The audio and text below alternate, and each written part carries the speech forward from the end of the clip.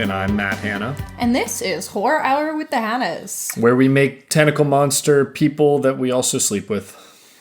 Woo! So today we're talking about, if you can't tell, possession. I didn't know there was going to be tentacle monsters in this movie. Do you think that's where that comes from? Where what comes from? Like hentai? No. From... Has that been a thing yes. way longer than 1981? I would imagine so, yes. This is crazy. I don't think that the imagery it of it wrapped around her when they were physically intimate was an experience and a half to watch. We are recording this not too far before release because we decided to cover this kind of last minute after Sam Neill passed away. Mm-hmm. And he's a big part of this movie. Yeah. Obviously, the lead. Very young, too. There are, like, angles of him where I'm like, he looks like a baby. That's not Sam Neill. And then other angles where you're like, whoa, also, he's nasty in this, and I feel like I'm used to him being nice, mostly because of Jurassic Park. He's such a sweetie. I love him so much in Jurassic Park. So I'm like, why is he so mean here? Yeah, why is he a psycho? But then I had to think of, like, Event Horizon, and I'm like, okay, yeah. Yeah, he's weird in that, too. So. I love him in Event Horizon. Or that vampire movie. Daybreakers? Yeah, Daybreakers, yeah. I haven't seen that in so Neither long. have I. I don't think I've ever seen it. Oh, shit. Yeah. I think it would be kind of a funny one to cover. No one will listen to that episode, but that's fine. But I will. I want to rewatch it. So I also want to watch In the Mouth of Madness, which I haven't seen. Yeah, me too. Yeah, so we were inspired to cover this because we were very sad to hear about his passing. I mean, he's in my favorite movie of all time, so it's a little devastating. So we were like, yeah, let's do it. We got to watch more Sam Neill, so here we are. This movie is very interesting because it is the director's only English language film. No, that is interesting. It's directed by Żuławski, and I don't even know how to say his first name. And he's written by him and Frederick Tutton, and it's starring Sam Neill, Isabelle, Adjani. And yeah, like I said, it's his only English language film. Very interesting. And it premiered at the 34th Cannes Film Festival, where Adjani won the Best Actress award for her performance, and she later got the French equivalent of the Oscar. But this movie, I guess, it had a very odd reception. Okay. And, yeah, it makes sense. It's pretty out there. Yeah, and was also really, really tough on everyone involved. Okay. I mean, so the script is inspired by the director's own divorce. Yep, I read that too. And you feel that. Yeah. Which is brutal. It's nasty, for sure. In its own right. Yeah. But you very much see that in the film. And he recalled once that he returned home late in the evening and found his son alone in the apartment, smeared with jam, after his wife left him alone for several hours, which is something that's obviously directly in the film, which is kind of terrifying and upsetting that is something that really happened that ended up in the film. But yeah, so it's coming from like a deeply dark place for him, but the roles were also really exhausting for our leads here as well. Okay. So, in a lot of interviews, she stated that it took her years to recover from her performance in this film. Really? Okay.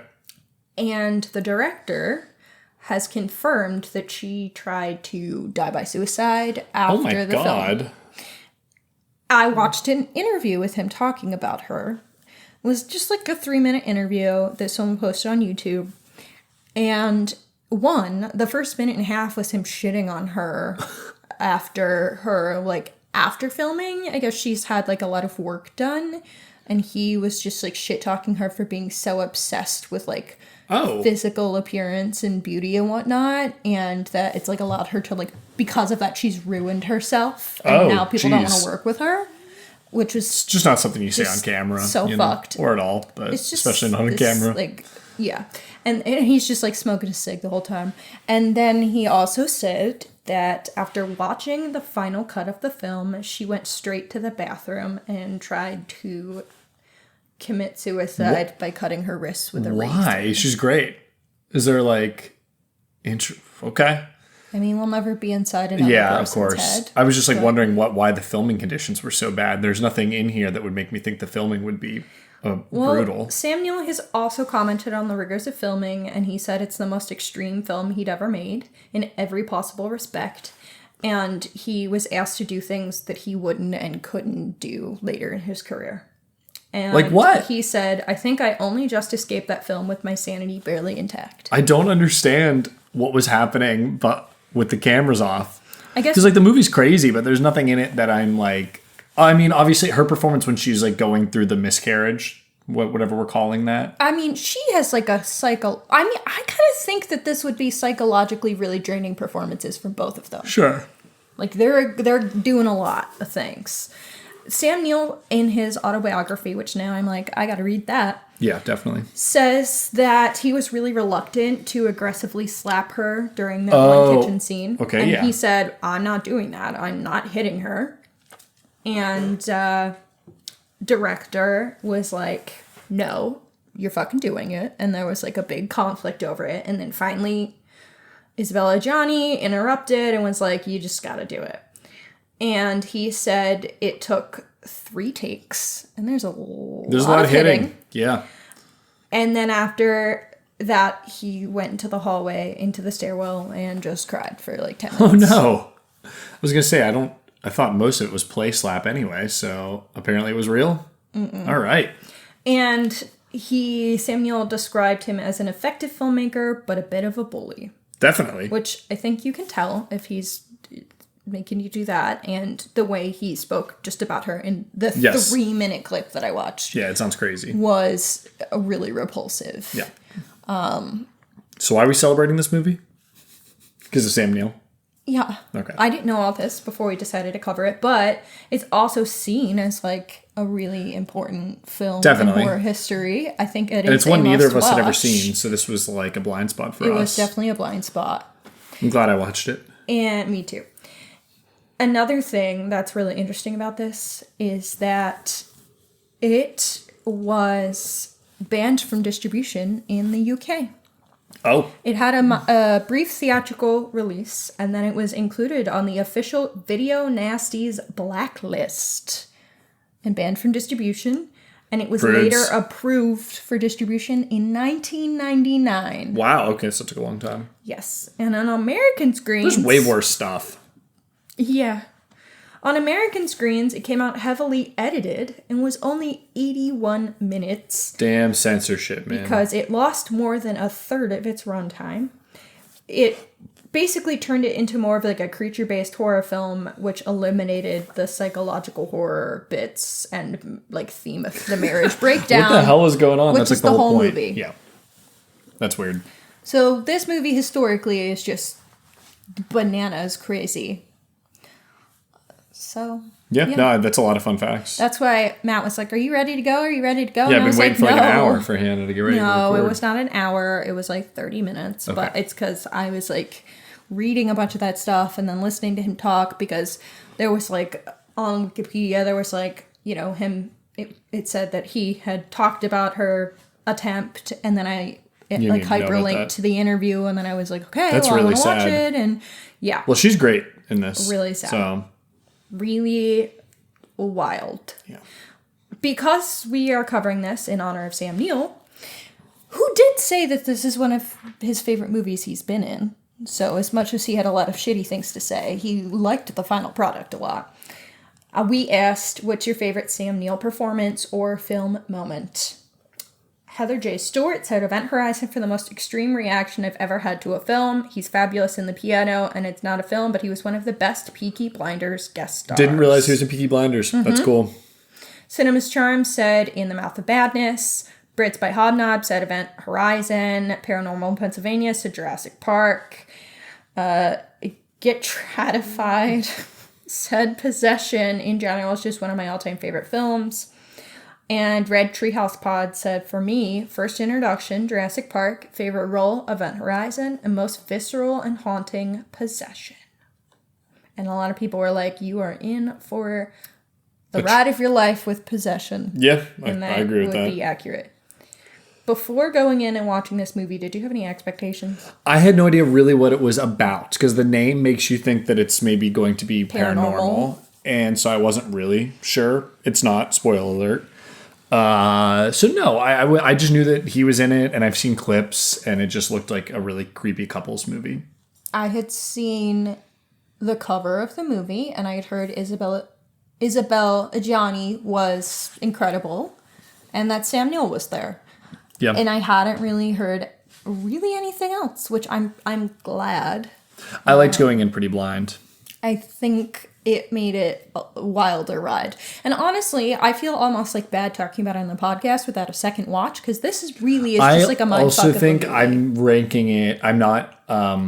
Reviewing it high enough, because I think it would go higher up on second watch. Because first watch is like it's hard to know what you're getting into, and it's hard to like emotionally connect, I think, on first watch. Yeah, I like almost feel like I can't give it. I know I don't want to give it a review either, because I'm going to be lower than I want to be, and I think, like I said, I'd be higher. But we'll just preface it with that when we give our numbers. Yeah, that's what the Dalton endorsement scale's for too, because that'll be higher. It'll be pretty high. Yeah. Do we want to do 15-second summaries for this? We can. I just decided I wasn't even going to do a plot description, because there is way too much shit going on and way too much subtext, that I was just like, you know what? If you go watch the movie and then come back, or go read the Wikipedia plot description. Sorry, viewers, not to be a rude host. So I don't even know if I want to do a 15-second summary. Like, this is out there. Okay, if we're going to just like... We'll just skip it. Not jokingly summarize it. I feel weird jokingly summarizing. Yes, that's the issue. I guess the summary is that husband returns from work travel as a spy, ? Yes. And his wife requests a divorce because she's been cheating on him. And then... But she's acting very weird. There is definitely some like psychological degradation here. We're just... Their mental states are going downhill bad. And it turns out that at some point she...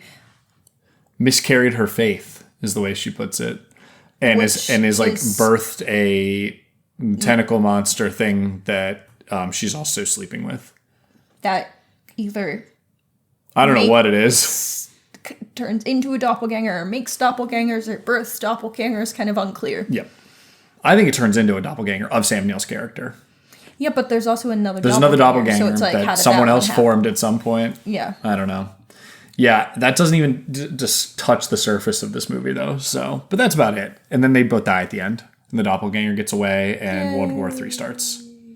Yeah, that's what I interpret that ending being. There's a lot of political subtext here that I don't even know if I'm mentally equipped to get into. I am. So that's good. Yeah, I can talk about that. And when we get to it, I'm going to complain about this remake that is happening, because there's no reason for it, in my opinion. And I think also setting it in the same time frame is boring and uninspired, especially when it comes to the political part. I think you could tell a similar political story in modern times. Do you know much about the remake? No, I just have seen the outfits, so it makes it very clear it's taking place at the same time. But it is being written and directed by Parker Finn of Smile fame. Okay, maybe. I mean, again, Smile 2's good. I feel weird that I just don't think that you need a remake. The movie's there for you. Go watch it, you know? Yeah, it's a lot. It's starring Margaret Qualley and Callum Turner, with Paul Dano and Diego Calva in the cast. Okay. We'll see. Yeah. And it did start filming. It's interesting because she's going through a divorce. Yes, it is interesting timing. But I just have seen the outfits, and she's like wearing the same stuff, and I was like, you're setting us in the same time period. That's like lame.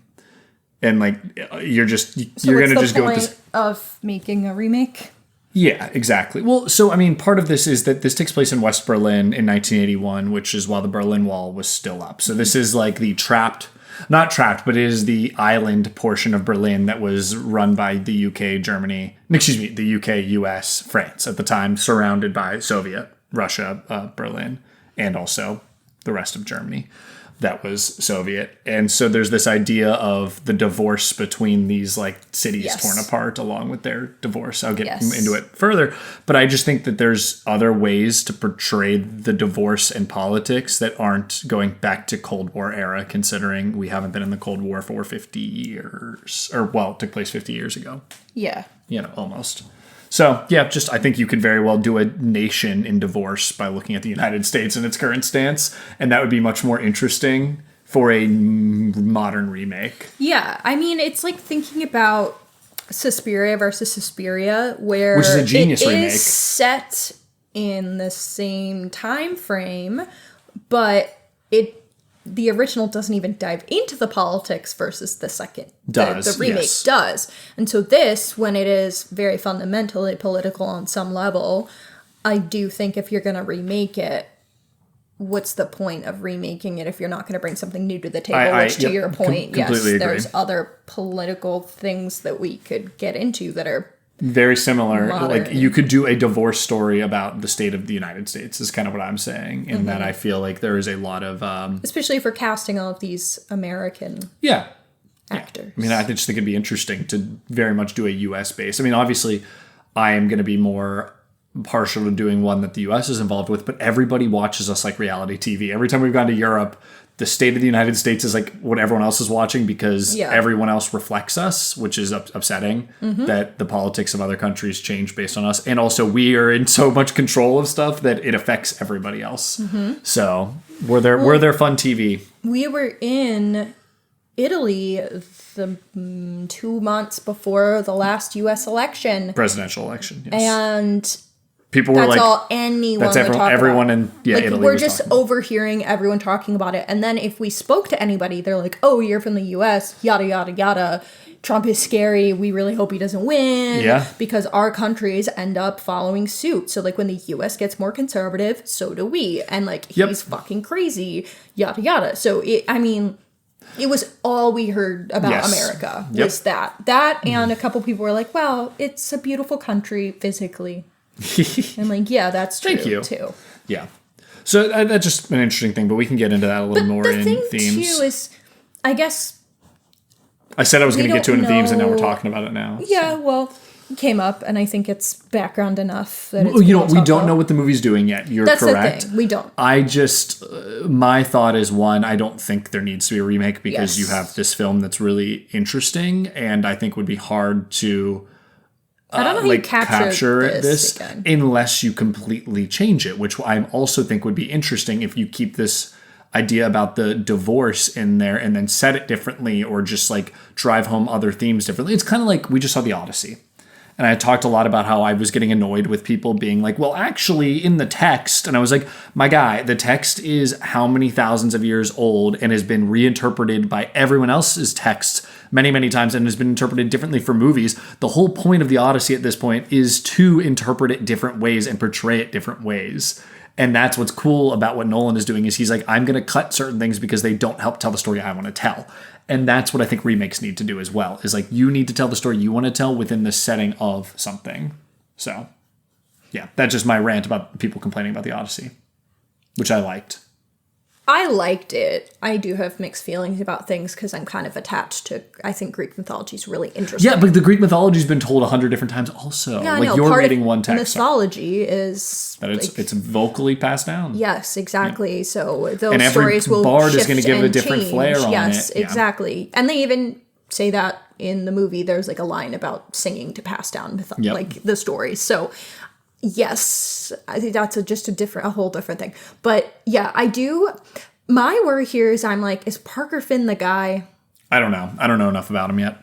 He's made 2 movies. Yeah, and Smile 2's good. Smile 1's bad. Yeah, so I'm like, I just don't know if this is the guy. When they have these like remake movies and like we're allowing Parker Finn to write it. No, they're not. The studio has their hand all in the writing of this, and then is like, Parker, write the script. You know? Yeah. And that I just you can just tell. But anyway, sorry. Let's talk a little bit more about this movie. Mm-hmm. The remake. Either way, the remake just stresses me out a little. I don't see the need for it. At all. Yeah, I think that that's totally valid. If it were someone like Luca, I'd feel better about it. Sure. But okay, well, let's talk. Like a legitimate artwork. Whoa, you're saying the director of Smile and Smile 2 is not an encore? You know what I mean, though. I just don't know. I also don't know if that's a great step for his career. Probably not, it's kind of damning. If it's not good, everyone's going to be like, that's the guy who made the Bad Possession remake, a beloved horror movie. Yeah, exactly. At least beloved cult horror movie. It's not a smart move. Okay, let's talk about this thing. I've been avoiding it. Because I've also been like, I don't know, I'm going to speak about this movie. It's really surrealist and cool. It's spooky throughout. I love it. It's extremely disorienting. That's the best way I could. Disorienting. In a good way. To the point, Matt has this hissy fit every time I ask to use subtitles. Matt gets distracted by them. I get distracted, I've said it before, by subtitles that are in the language of the movie I'm watching. I have no problem if I'm watching a movie in Japanese with English subtitles. It's when I'm English and English. It's in English and English. I end up looking at the subtitles that I don't need, and it bothers me. But that's fine. I'm getting over it. He's been trying to work on it. I'm trying to get over it. But for this movie, I was like, oh, I need them. And we did put them on, and I'm definitely disoriented helped. by this movie in general, and so I need to actually make sure I know what they're saying to at least have some of my bearings, and I do think that helped.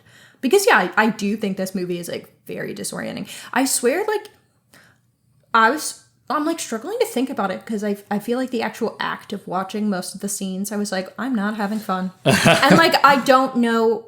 Yeah, I swear each scene goes forward, and I'm like, that's not where I thought we were going to go here. I definitely agree. Oh, that was fucking bananas. There's also a confusion perception of time. Why are we doing this now? This makes no sense to me. But not in a bad way either. Yeah. It's supposed to kind of keep you on your toes. I would say the perception of time is tough too. There are moments where I'm like, wait, are we in the past? Are we in the present? Well...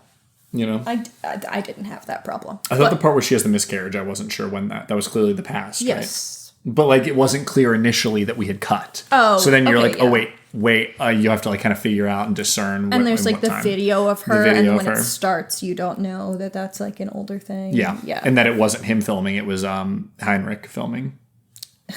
Heinrich is a guy, is just also disorienting. A confusing person. Yeah. Well, and so I guess if we're looking at this from the divorce arc, we are supposed to probably ride along with Sam Neill. That is our stand-in. The camera, which sucks because he's a bad person. That's what's also really tough, is because at first you're like... I feel for this guy. I feel for him. He's been away for work. He comes home to find out his wife's been cheating on him, and she's just like, and I'm out. And he's I'm also leaving. been away as Bye-bye. A spy, which is probably a very disorienting job. I think in the movie Possessor, not Possession, and the idea of living as someone else can cause dysphoria. Yeah. And so there's, that piece. So at first you're like, yeah, I have empathy for this man. But then he gets violent. Extremely violent. It's destroying the restaurant. And then the next scene he looks slapping super the shit sick out of her. And can't talk and is drunk off his ass or some kind of for 3 supernaturally weeks, fucked up. Drunk. And it's yeah, how long have I been here? 3 weeks, sir. Yeah. It's just, yeah. And I think that, but I'm saying the disorientation is him coming back from where he was living as another person to his wife, who now seems like another person to him, asking for a divorce, and his world is completely turned upside down. I feel like they're trying to have us, again, we're viewing it through his lens, so they're trying to disorient us because that's how that would feel, I have to imagine. Unfortunately, he's also a piece of shit. But I'm not defending him, but it's because he's so thrown off by everything, and he doesn't believe it. It almost feels like she is a different person to him, and he doesn't believe. Yeah, but that, and so he's smacking the shit out of her. She also is not herself, psychologically something's off. So, and it just gets more and more. Yeah. Bananas. It feels like a bad dream. And that makes sense because he feels like he's having a bad dream. They're both spiraling out the entire movie. Very much. There is no point in time where you're they're okay. But we're not typically seeing from her point of view, except for a couple scenes. But for the most part, it's all his point of view. And you're what is this woman's deal? Obviously. And then I'm what is this guy's deal? Why is he reacting so violently? I see you as an animal or a woman possessed. Is something that he says to her, which is just Jesus Christ. Yeah. We can also talk about the name Possession. I was oh, possession. It's not about an actual person being possessed. It's that he is possessive of her and sees her as his possession. And that's why he's so mad that she is making a decision to go be with someone else, even though... Except she's not really. I don't know. I have no idea if she has control. It seems like she's got control over this choice to create this doppelganger. Yeah, I meant like, we think that she's leaving to go with Heinrich. Yeah. But Heinrich's like, nah, I haven't seen her. Yeah. So like she was. Heinrich also feels possessive of her as well. Women can't make her own decisions in this world. Yeah. Even if the decisions are to create a weird tentacle doppelganger of your husband, she's making the more ideal version of him. Yeah. In her mind. Yeah. No, again, this is like, I'm finding this hard to talk about because you really just have to get into themes right away. We do like it, though, is what I would say. I'll talk for you. Yeah, no. It's a cool movie. I think the end is fucking sick and bananas. It just, the little ride itself is just like, what the fuck? And there's a lot of different ways to see it. So, like, I'll jump into just something right away that I think fits into themes. Is that there is their son Bob, also hilarious that their son's name is Bob. Bob's teacher is played by the same actress as Anna. Mm-hmm. And she has green eyes. Mm-hmm. And there's one interpretation that I've seen people say where they're like, oh, and also he ends up, Mark, who's Sam Neill, ends up sleeping with her. Yep. And I was kind of just like, yeah, just be with Helen. And Helen is also the more idealized version of what he wants out of his wife. Because he wants someone he can easily control. That takes care of her son and is like a motherly figure. Yes. And so some people have interpreted that he's just picturing her as Anna. And that's like, she doesn't just look like Anna, but it's like, that's what he wants her to be. So he sees her that way. And that's why he was like, is this a joke? You look just like my wife, but nobody else acknowledges.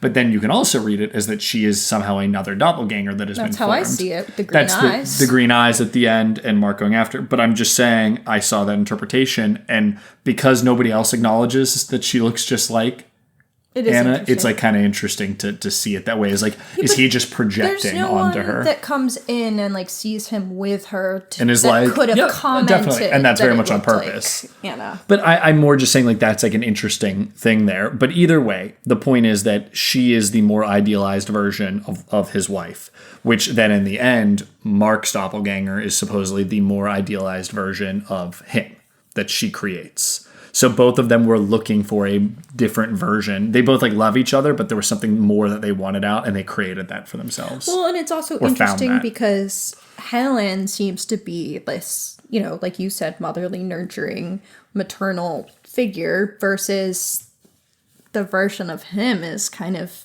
gives evil asshole. Well, she wanted a more confident, outgoing version of him, like Heinrich. Mm-hmm. She wanted Mark to be more like Heinrich, which is why she was sleeping with Heinrich. Although I don't necessarily see that from what the doppelganger is, though. I don't know. I mean, that's, yeah. Yeah. I think it's more confident, cool version of him, which is what... And maybe, again, this is coming from a broken person who's making a movie about their own...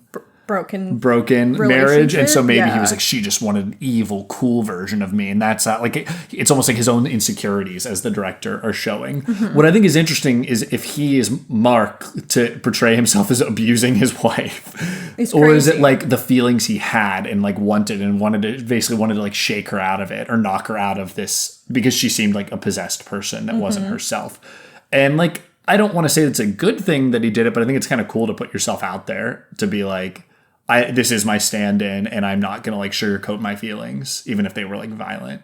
I don't know. It's interesting. Well, that's the thing too. Is like art is an emotional outlet for the artist. It's like making it. Instead of beating my wife, I made this film. Yeah. I smoke weed so I don't beat my wife and kids. And that's a quote from some guy said that. Oh my God. Yeah. It's very interesting too that like his character. Stand-in, Sam Neill. Mark, if you will. Sorry. Mark, if you will, is super... like, Alan Grant, if you will. Abusive to her, but then when it actually comes to his relationship with his son, he is shown to be like a very loving, sweet father. Yeah. And it's really interesting to see the different sides of him there, which also feels really disorienting because you're like, no, you're a piece of shit. What? What do you mean you're playing in the tubby? That's also, like, I think a big part of it and why he wanted a more motherly character is he cares about their kids, but, like, Anna just doesn't really seem to give a shit. And, well, he also uses that as an excuse to be like, you can't divorce me, think of Bob. Which is, like, a classic manipulation tactic that you hear in these situations. And that's why I'm just like, oh, Mark, you're the worst. But also, like, Anna, you're creating a monster that and also killing people. So... I don't know. Both of you kind of suck. That's what's also confusing. Like, or was she driven to this because of the possession he had over her? You know, I don't know. It's, yeah. I don't know. The whole movie, I feel like, is really ambiguous. Believe all women. Interpretation. Oh. I believe in women's rights and women's wrongs. Same. So. For some reason, I thought you were doing like a Me Too thing. And I was like, why are we talking about that when you said believe all women? Well, no, we're just saying, like, it's like the joke of I believe in women's rights and wrongs. So I'm going to support the woman no matter what. It was just a bit that people do. In the film sense, that's always me. Yeah. Yeah. He had it coming. I don't know what he did. He was up to no good, though. Well, allegedly, they both had it coming because they both die. True. Yeah. Well, that's really interesting. Yeah. Go ahead and say what you want to say, because I also think that plays into the East Germany, West Germany thing. Oh, I was about to say something about how the film is shot. Yes, please. And also disorienting. It's bananas. But some of the close-up shots of their face are just like, holy shit, wow. Especially after the slapping. There's like this close-up on his face, but then also a close-up on her face where she's like kind of like smirking at him. And holy shit, that made me uncomfortable. It was crazy. And then there's also this really cool moment of like choreography between the actors, but also the way it's shot when it's him and Heinrich in the hallway circling each other. It's just like dynamic in a bananas. A lot of really dynamic shots where the camera was just spinning around the actors. But then there's also shots where it's like pretty still. It's it was very experimental, and I enjoyed that. Yeah. All right. Crazy. So, what else we got? Is there anything you dislike? Because I don't think I could even say. There's like nothing specifically that I dislike. I think it's more just like that the ride is so bananas that like it's kind of how I feel or have felt watching a David Lynch movie for the first time, right? Where I'm like, I think I liked it, but I don't necessarily know what happened or how to process what I just experienced. I kind of feel that. There were times in this one where I was kind of like, okay, like let's get moving. Where are we going with this? And I felt a little bit of that like frustration and some of its like slowness. Mm-hmm. And that would be my only dislike. And I again think a second viewing would probably make me feel less like that. But I kind of felt like near the end, I was just like, all right, or we've run out of ideas almost. And sometimes the hyper stylized stuff was like disorienting to the point of annoying me. Okay, I didn't see it as running out of ideas. I just kind of was like, I guess I just... It started hitting the Hollywood like action blockbuster shit at the end. Like we just have to have them all die and explode. And yeah, that was a lot, like, but I also understand why we're doing that. Like he is trying to cover shit. Yeah, there was no other way to go. Yeah. Again, I'm like complaining about how I felt in the moment. I think again, I wouldn't feel this way in another viewing. Yeah. So, but I have to say something I don't like based on the review I'm going to give it. Yeah, it just the experience of watching it just feels so odd, and definitely it wasn't what I expected. So I think that's what made it harder. Yeah, I agree with that. That's really all I disliked was the disorientation it's going for. Some of its successes are things that make it hard to enjoy upon first watch. Yeah. So that's all I'll say. All right, let's talk more about themes, unless you get something else that we need to do. Well, yeah, we can do themes. I mean, obviously it's very much about like the disillusionment of their marriage because they aren't meeting each other's needs, and by the end these doppelgangers now exist that are the things that they were missing in each other, I think. And like what would make them happier with their partner if they had this piece of them also in them. And we don't know how the Anna doppelganger got made, or if she is one. I assume she is because of the green eyes. But I think it's interesting them meeting up at the end, these two different versions of themselves. And as that's happening, like the apocalypse is starting around them.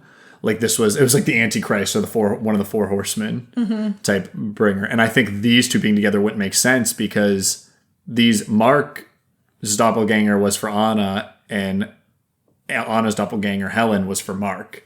The two doppelgangers are not the correct, like, they don't work together. They wouldn't work together. And so it's just another form of a relationship that also won't work, which is why Bob's like, and I'm out. And then poor Heinrich, dead in the toilet. I really don't care about him. I thought that was funny. I like the reading of this part of the divorce and how they're kind of intertwined no matter what. Because you've already built this life together. You have a kid. So even if you are able to get out here and find this other people, you'll never not be intertwined to some degree. Right? Like your life or that life before is still connected. So them being together at the end, dying, I thought was kind of interesting. Yeah. And that, I think, also plays into the political side of it and why the movie ends in an apocalypse as well. And I think that is the whole Cold War element and how they are a representation of East Germany, West Germany, and how democracy versus communism type thing going on. I would say that Mark is working for the West Berlin government, so he's the example of the U.S., France, English, while Anna lives next to the wall, being as close to the East as you could. She would be the representation of the Soviets and communism. And like in the ideas that based on our stupid divide, these things could never work together. I blame the U.S. for that aspect of being anti-communism. But no matter what, we're going to have to. And the world that we left behind in Germany. And again, this movie, when it was filmed, this was the wall was up. So this was happening. He's making a commentary on like, if we do not figure this out, we're intertwined no matter what. That's why like Anna kills herself on top of Sam Neill. Yeah. Right? Like we're in this together. And if we do not figure this out, it is going to end in a nuclear holocaust. And I feel like them not really figuring it out at the end of this movie is why the bombs start falling outside with with the doppelgangers together. And right, like that's the actual text of like, okay, well, the Cold War has officially turned to a hot war. And so war. That would be what it would be referred to. It's a Cold War because there's no actual fighting. Yeah, I just think that's funny. It would be a actual bombs dropping, and so to have that textually happen, I think is pretty interesting. At the end of this, and I don't really know if he has an answer other than like we got to figure this shit out. It doesn't need to be an us or them mentality, which is how the U.S. and the Soviets acted mostly. Well, both, but the U.S. is definitely the ones that I think created all that with propaganda against communism, and then how we ended up treating Cuba and all of that. So I'll blame the U.S. But it's an interesting idea. There isn't just one way, and we're both trying to create. We want the other person to act how we need them to act. It's like we're trying to create a version of them that works for us, and it's like that's just not how this is going to work, which is also how marriages don't work. So I think it's interesting to combine the idea of a marriage with our relationship with the Soviets, and look how it turned out. We're still sowing or reaping what we sowed. Me when I sow, haha, fuck yes, this is great. Me when I reap, wait, this sucks. That meme is really funny. Like actually, I mean, and this is arguably what we got was better than nuclear holocaust, but not great. What we're living in now for both countries. Yeah. So, yeah. And again, even more reason to remake this with modern politics. That'd be so cool. Yes. It doesn't have to be like left versus right in the United States. We could find another way to do this in the modern world. But yeah, I don't know. Set it in Israel. Oh my God. Like set it. That would be crazy. Okay. Set possession. Like it's filming in New Jersey, so that's not happening. No, I know. I'm just saying, like, could you imagine like having it along like the like West Bank? That would never happen. Hollywood would not allow it to portray Israel in a bad light. But you're really trying to wave me on this one. I thought that's an interesting idea. But I think people would be angry no matter what you did if you did that. But I think that would. It is kind of the idea. They're intertwined. They're intertwined no matter what. No matter what we do here, there is not a like one. Well, there is a one-sided win, and it results in a bunch of people getting murdered in Gaza, and that's horrible. But like, you could look at it that way, as that a some kind of solution where both sides are getting what they want is probably the only outcome where people aren't slaughtered. So that would be. Ties into this whole divorce narrative. Yeah, people are too sensitive for that to be for sure. Any sort of film. Yeah. And also, well, I want to write this movie now. I'm thinking about it. All right, you do that. No, definitely interesting. Well, and we know before, as we said, like Israel holds all the cards, so it's up to them to make that choice, which could be Sam Neill in this situation as like the husband, the one that's possessive over his wife, holds all the cards to make this work out. Just saying. Well, and it's a thought. It's a thought. This is my possession remake. That's beautiful. Yeah. What do you make of the talk of Sister Faith and Sister I have Chance? no idea. Absolutely nothing. Do you? There's a lot of talk about God and as well, and I wrote some of it down, and then some of it I was like, I'm not processing what you guys are talking about. And that's again why I think like I could really benefit from watching this again. But she talks about how she can't exist by herself because she's afraid of herself. And I think that that was like in one of her monologues about faith and chance. And I do think that narrative is interesting because it does seem like she doesn't want to be a housewife. She doesn't want to be married. No, she does not, and that's what he wants. Have kids. That's what he wants. So she's made a version of him that doesn't want those things either. Yep. And he's made a version or found a version of her that would be his things. housewife. Yep. But then she says in that conversation, what I miscarried there was Sister Faith, and what was left is Sister Chance. So I had to take care of my faith to protect it. I don't know what any of this means. I'm too dumb. And I'm like, what is she talking about splitting, like this splitting of herself? I don't know. I'm not comprehending this one. Usually this is my area of expertise. And what do you mean? That's so rude. Just being a jerk. I don't know. You got any thoughts? Yeah, I'm guessing or wondering if this is like representative of her like splitting into two, which is physically happening as she has herself and the doppelganger, and like so it's just like her talking about how she was split into the one side of her, which is the part that's willing to be a housewife and all of that, and then the other piece of it is her that she solely is now, which is Chance allows her to go out and live the life she wants to live. Which that is her chance, rooted in misogynistic ideals. Yeah. But or even rooted in her relationship that she feels trapped in. Yeah. So this is her chance to live the life she wants to live. Yeah. I like that. That makes sense then. But you figured it out. I don't know. No, I think that makes sense. Feels like that feels like it makes sense to me. But then there's also so many references to God.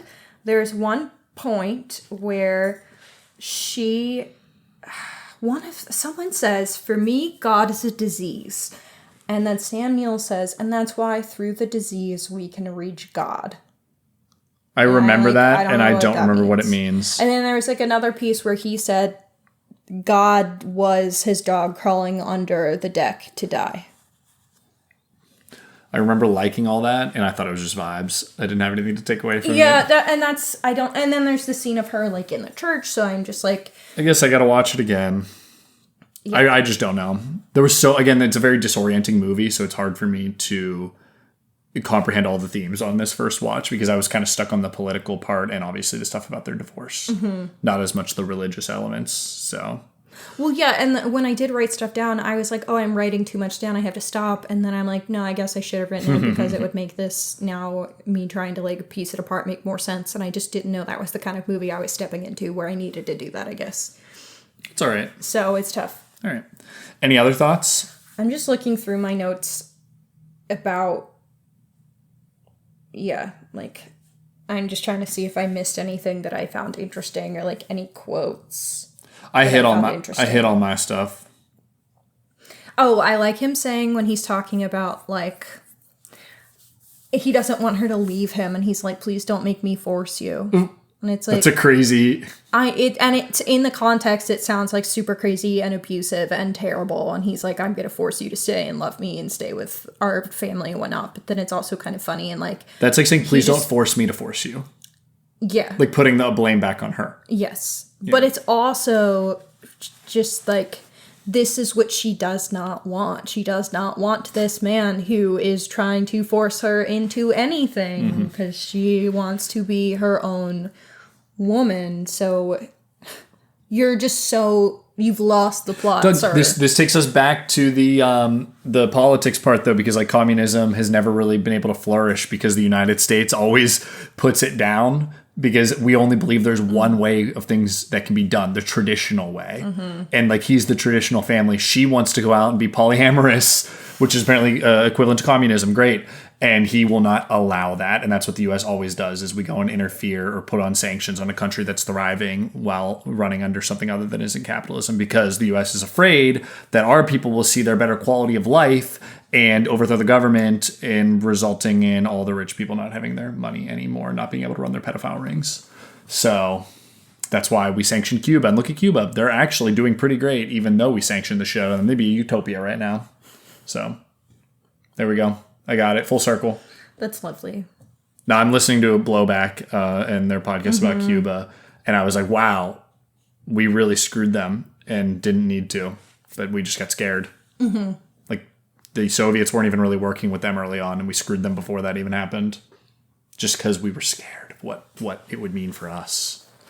Do you have any hot takes about this movie? No, I don't. I guess my only hot take, I feel like I only hear people talking about how good Isabelle Adjani is, and I would say that Sam Neill is matching her beat for beat. That is a good hot take. I think I agree with you on that. But I don't even know how I could have a hot take about this. My hot take is that it's a movie. It was not what I expected at all. So how could I have a hot take? Yeah, exactly.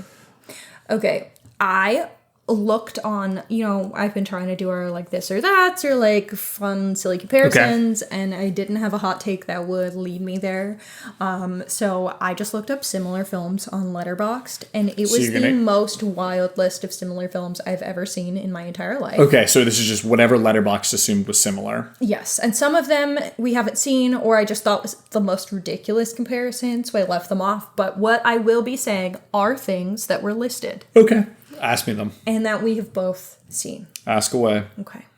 Possession or The Shining? Possession. Possession or Eraserhead? Eraserhead. Possession or The Babadook? The Babadook.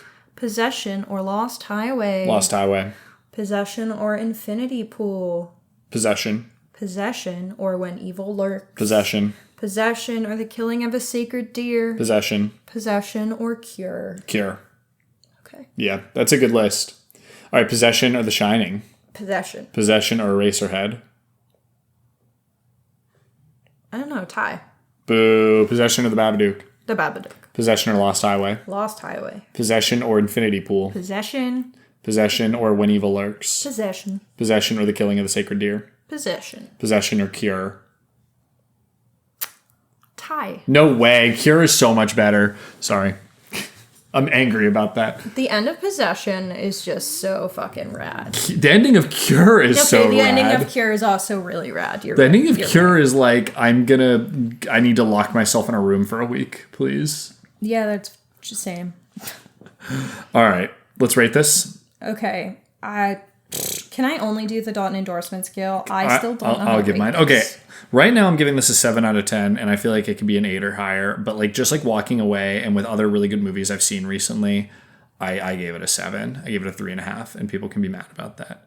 Dalton endorsement, it's got to be like a +4 or a +5 though. Like, definitely watch this movie. Yeah, I agree. And like, I think it's an important one. Yeah, I was gonna say it's a +5. Whoa, okay. This is probably one of my biggest discrepancies between my rating and my Dalton endorsement scale rating. To be like a 7 and be 3 or 2 or 3 off. Yeah, so. I think. Yeah, it's just really tough because it does the same thing. Like I said, that I feel when I watched some David Lynch movies for the first time. Yeah. Like, I don't necessarily like the ride of watching Eraserhead, but I think it's a work of art. Yeah, and I feel that way about this. All right. Okay. Anything else we got to do? No, I think we can keep this a shorter one. All right. Well, we've been needing that because we've been yapping a lot lately. Yeah. Well, I've been Matt Hannah. I'm Hannah. This is Horror Hour in 50 Minutes with the Hannah. Or excuse me, Horror 50 Minutes with the Hannahs. Yeah, there you go. Stay tuned. And stay scared. Thank you for listening to Horror Hour with the Hannahs. Make sure to listen to future episodes on Spotify, Apple Podcasts, Amazon Music, or wherever else you can find podcasts. You can also find us on YouTube, where we post episodes and shorts. You can follow us at Horror Hour with the Hannahs on TikTok and Instagram, as well as at Horror Hour on Blue Sky for more content. If you like the podcast, please follow and leave a review on your favorite podcasting app. Happy hauntings!